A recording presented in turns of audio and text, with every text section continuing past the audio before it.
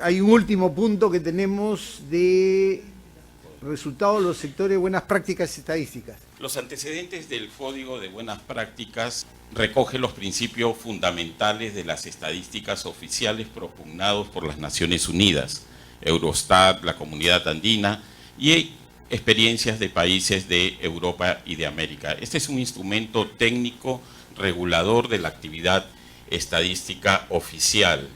Principalmente su finalidad es mejorar la calidad de las estadísticas oficiales y fortalecer la credibilidad y confianza de los usuarios. Aquí tenemos el marco legal de este Código de Buenas Prácticas. Como dije antes, se basa en los principios fundamentales de las estadísticas oficiales de Naciones Unidas. En el año 2012 se publicó el Decreto Supremo.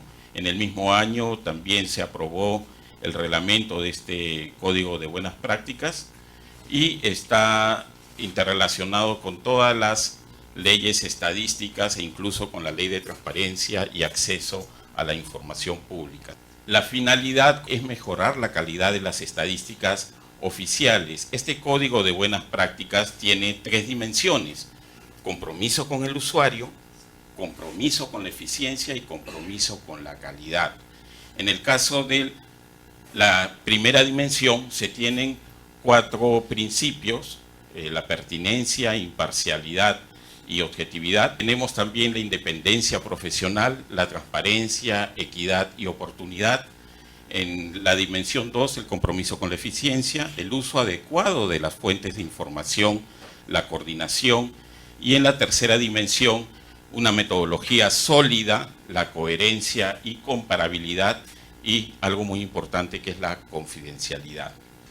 Aquí tenemos los resultados según nivel de gobierno y tipo de entidad.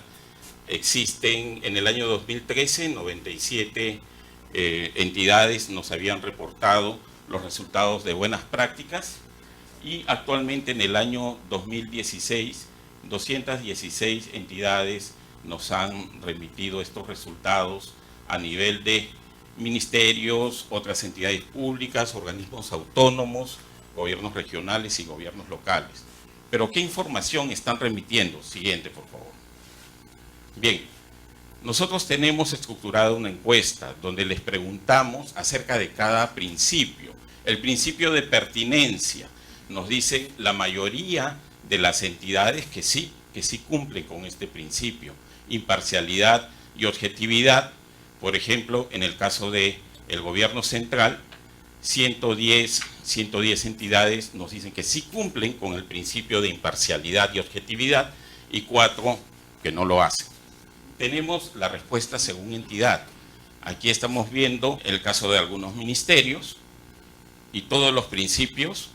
Por cada uno de los principios ellos van informando. Tenemos que en el caso del Ministerio de Agricultura cumplen con todos los principios de buenas prácticas. Aquí nosotros tenemos un ejemplo de cómo podemos evaluar una operación estadística con los principios de buenas prácticas. En la planificación, los principios que intervienen en la cartografía, en el muestreo, diseño y evaluación de cuestionario, operación de campo y recolección, procesamiento, análisis y evaluación de datos, y en la difusión. Aquí estoy viendo las etapas de una operación estadística, una encuesta. También digamos que tener la misma cantidad de principios para el caso de un censo o un registro administrativo. Pero miren, hace un momento habíamos visto que las entidades nos dicen que cumplen con todas las buenas prácticas. Solamente en el principio 4, transparencia, equidad y oportunidad. En este principio existen 13 buenas prácticas. Yo estoy considerando solamente 4, que son los lineamientos de una política de difusión estadística. Se cumple con la documentación, se documentan y ponen a disposición del público las normas, clasificaciones que se usan en esta producción estadística, los metadatos y microdatos. Se asegura que las estadísticas oficiales sean difundidas de manera que permitan y fomenten el análisis y la investigación a partir de la publicación de un conjunto de datos, bases de datos, metadatos, microdatos, todo anonimizado. Facilitar acceso. Se facilita el acceso a la información estadística oficial de manera conveniente para los usuarios. Calendario. se establece un calendario para la difusión de las estadísticas. Entonces, aquí, por ejemplo, el Ministerio de Agricultura nos había dicho que ha cumplido con esta buena práctica, pero no sabemos si ha cumplido con al menos una de ellas o con todas. Ese es un problema y es por eso que debemos implementar indicadores de este código de buenas prácticas. Aquí hay un ejemplo de indicadores que todavía no han sido implementados. Una práctica 4, transparencia, equidad y oportunidad.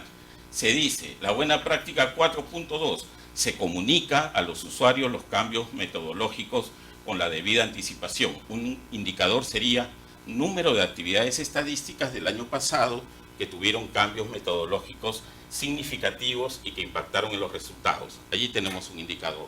Otro, número de casos en los que los usuarios fueron informados por adelantado. Número de casos en los que los usuarios fueron informados en el tiempo de publicación. Tenemos aquí varios ámbitos responsables, ¿no? En el caso, la letra A sería el ente rector. Tenemos a nivel de ministerio, a nivel de OPDs o de gobiernos regionales y locales. Es decir, tenemos que definir una serie de indicadores según la entidad que se trate. También debemos definir indicadores si se trata de registros administrativos, si se trata de un censo o una encuesta. Aquí también otro ejemplo de buena práctica. Práctica 9.1. En la legislación se garantiza la confidencialidad estadística. En este caso, esta buena práctica solamente la puede cumplir el ente rector, porque es la ley del Sistema Estadístico Nacional. La buena práctica 9.2, el personal del Sistema Estadístico Nacional firma un compromiso de confidencialidad jurídico cuando entra a trabajar al sistema estadístico. Un indicador sería el porcentaje del personal que firma este acuerdo legal. Siguiente.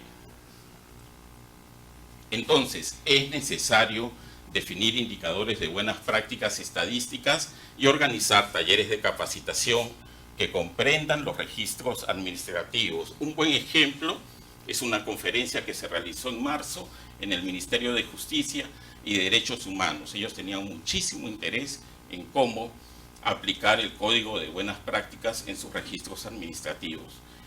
No hay que olvidar que la única forma de ingresar a la Organización para la Cooperación y Desarrollo Económicos es justamente con el cumplimiento del Código de Buenas Prácticas. Muchas gracias. Bien, esta es una herramienta definitivamente muy importante que hay que monitorearla permanentemente y el sistema que se tiene hay que irlo mejorando, ¿no? Para que amplíe tanto a censos, registros como encuestas.